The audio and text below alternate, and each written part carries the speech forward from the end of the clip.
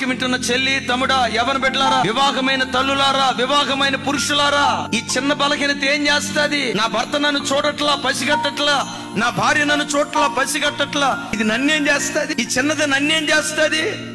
ఆ చిన్నదే నీ బ్రతుకును చిదిమేస్తుంది. జాగ్రత్త, మర్చిపోకు. భర్త పసిగట్టకపోవచ్చు, భర్త చూడకపోవచ్చు, చూసే దేవుడు ఒకడున్నారు అని మర్చిపోకు. నీ అడుగుల లెక్క లెక్కించే దేవుడు ఒకడున్నారని నువ్వు గుర్తు తెచ్చుకో.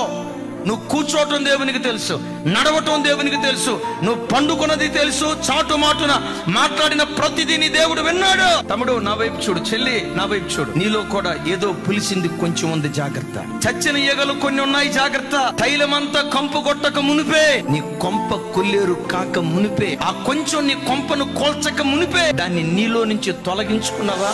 క్షమించుటకు సిద్ధమైన మనసు కలిగిన దేవుడు నిన్ను క్షమించి నిశ్చయంగా మరో అవకాశం దేవుడు నీకు దయచేయటం ప్రారంభిస్తాడు.